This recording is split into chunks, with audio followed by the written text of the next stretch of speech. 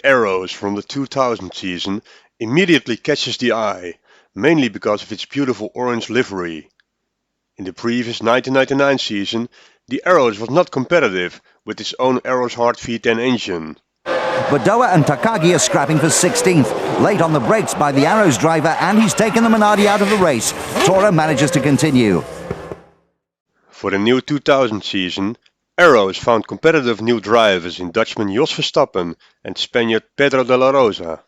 Probably the biggest change was the new sponsor lineup on the new Arrows. Names like Cello, Lost Boys, Repsol, Eurobet and of course Orange were all new in Formula 1. Arrows team owner Tom Walkinshaw made a deal to run the newest Supertec V10 engines, which proved to be a competitive engine in 2000. The new Arrows A21 model made its shakedown on Silverstone. De zwarte auto rolt voor het eerst de baan op. De Arrows A21 met een mooie stroomlijn en een Supertec motor in het achteronder.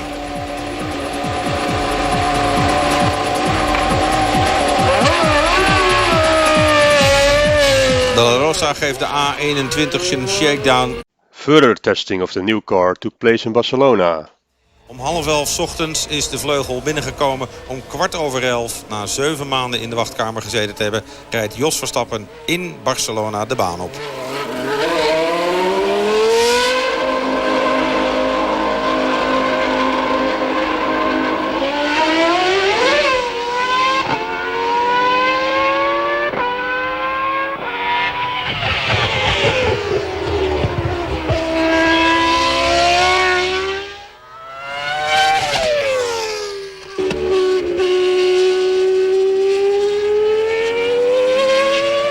You can now hear Jos Verstappen sharing his experiences with the new car and engine.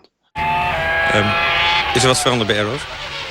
Ik denk dat ze een stuk professioneler zijn dan vorig jaar. Voor mij is het moeilijk te vergelijken omdat ik er vorig jaar helemaal niet geweest ben. Met de periode dat jij hier was?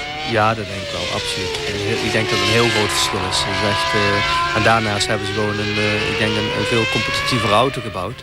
En waar ik ook ontzettend blij mee ben is met de motor. Dus gewoon een hele sterke motor. Dus daar hoeven we dit jaar niet over te zeuren. Ja, want dat kon je vergelijken natuurlijk met de laatste keertje met de Honda gereden. Want dat is nog vrij vers. Ja, dat is vrij vers. Dat is een maandje of 7 geleden.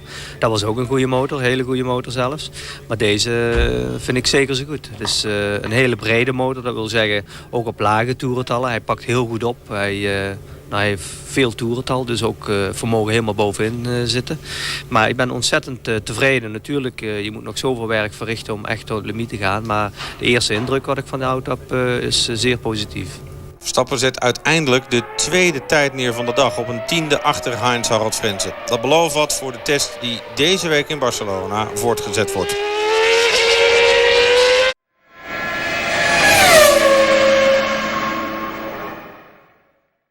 Now let's do an onboard lap in the new Arrows with Jos Verstappen.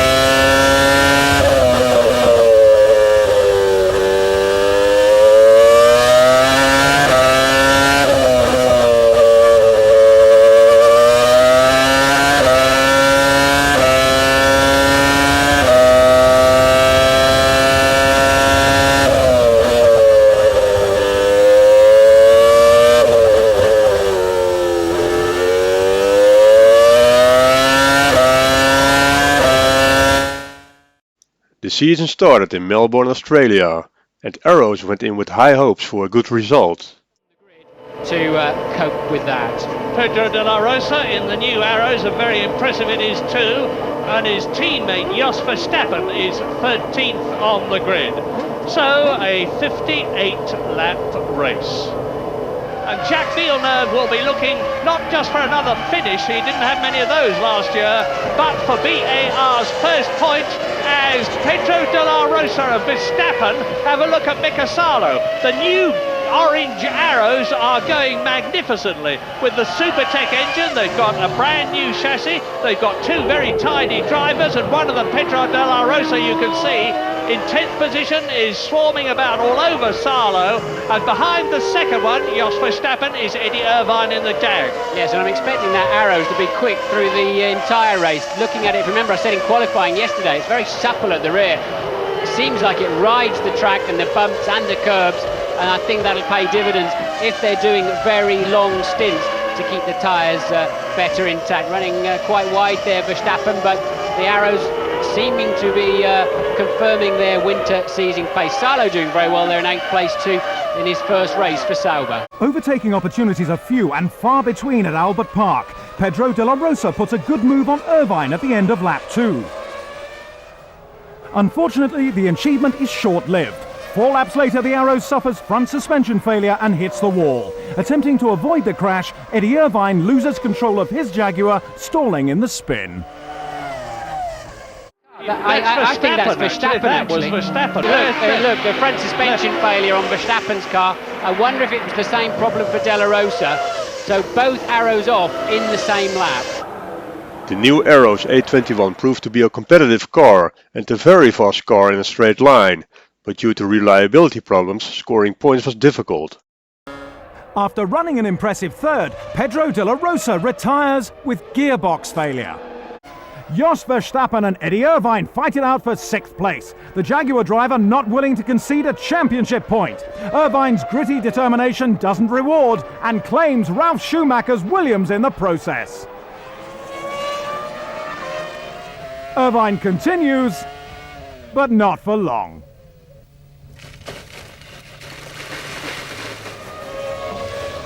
It marks Eddie's 3rd retirement in 6 races. Jaguar's disappointing season doesn't improve. Another casualty of the collision, Verstappen's Arrows has suspension problems, slamming him into the tyres. But look, watch this. That is Johnny Herbert, who's come up from 19th on the grid to 6th in the race in the Jaguar. Yes, he's been about 3/4 of a second faster than Verstappen in the previous 3 or 4 laps as he's been catching up. Johnny with a very, very good Jaguar underneath him at the moment, and he seems to also have good straight line speed. But so traditionally does that Arrows. The Arrows has been one of the fastest cars in the straight all weekend. So once again, in fact, it is the fastest in a couple of speed traps around here. So Johnny's got his work cut out. He's going to have to be brave on the braking into one to get up the inside of Verstappen. And Häkkinen responding to Michael Schumacher's new pace and brings the gap down to just 6.3 seconds. Louise, what can you tell us? I'm standing here with Jensen Button. Jensen, that was a rather short but fraught. So this is Coulthard shaping up one more time at the back of that Arrows. He's got to get some kind of supersonic slipstream because he's carrying more wing than the Arrows, and as he pulls out he will hit a barn door, and still Coulthard cannot get close enough, and there is the end result of Verstappen. I think he locked the rears on the way in to turn 8, and he's made it as far as the wall across the slippery grass. Obviously okay, making sure his steering wheel was put on again as per regulations. The front wheels of that Ferrari, and it's going to be a long afternoon. But the pattern has been recently, the Ferrari has been using its tyres harder than the McLaren at the previous racetrack, the last 4 or 5 races. But this is a low tyre wear, low tyre degradation circuit, as we pointed out earlier. Well, there are 2 fights on the track at the moment for 5th position between Fisichella and Verstappen, and between Zonta and Wurz, who is... There they are, there is Zonta coming through and taking Wurz. Zonta dives out of the slipstream of the Benetton as they go into the Parabolica and moves up a place as Michael Schumacher comes down the start and finish straight into the chicane. He's leading now by 2.6 seconds, and Verstappen having a go. Verstappen dives through, so the places are starting to change. We're with the Fisichella car. Not this time. The big question mark now amongst the front runners who are on a one-stop strategy, Schumacher and Häkkinen, is how much fuel did they save during that 11-lap safety car period? I reckon they saved quite a bit, so it's going to extend that first stint quite a lot. Yes, the teams know exactly how much they save from, and look, Zonta really has got in the slipstream this time, and I believe he's stronger on the brakes at the end too, so Zonta should easily take this place and does indeed move into third, but then moves in too far. He's gone a little bit wide on the way in, and they do somehow not touch on the way out. Very skillful driving there from Zonta and Verstappen, and now Zonta, I believe, will pull away from that Arrows. Fine bit of driving by both the Brazilian and the Dutchman, and remember what I said, Jos Verstappen is not going to give up. His teammate Ricardo Zonta provides the action on lap 21. Light on fuel, the BAR passes Verstappen, and the Brazilian moves into third. After all these highs and lows, it was conclusion time. What did the Arrows team think of their 2000 season? But are Arrows satisfied with their season?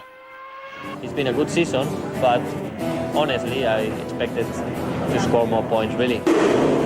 We've had a pretty good year. I mean, we haven't got as many points as we should have got, but then we've had a car that we can go racing with on several occasions, which is always nice.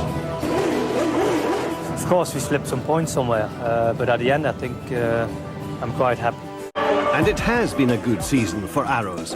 In 17 action-packed races over 9 months in 16 countries, the team have proved that they and the car can be competitive. The best thing about the A21 was it was a good race car. Had good high speed, it was very good on the brakes, good for overtaking.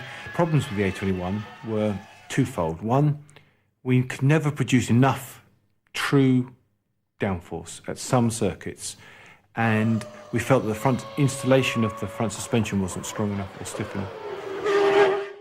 Some 20 years later, Jos Verstappen looks back at his time at Arrows. And then we went to Arrows, you know, we had some good results there, and then Tom was very motivated. Oh my goodness, talk to me about Tom Wilkinson. Yeah, well, that's a long story, and so he gave me a chance. We had some good races, but Tom is Tom, of course. But I mean, and then then actually Leafield, the place where the team was based, a great facility, wasn't it? It was big. It was It was. They had a lot of facilities, but we didn't have the results what we wanted. With a total of 7 points, Arrows ended up in 7th position in the Constructors' Championship, which was much better than in the previous 1999 season.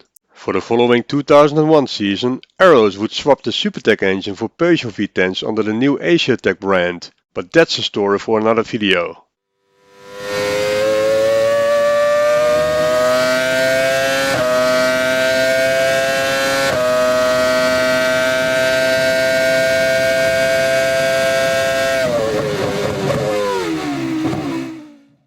To end this video, let's watch some exciting footage of Pedro de la Rosa doing a quick lap at Spa-Francorchamps.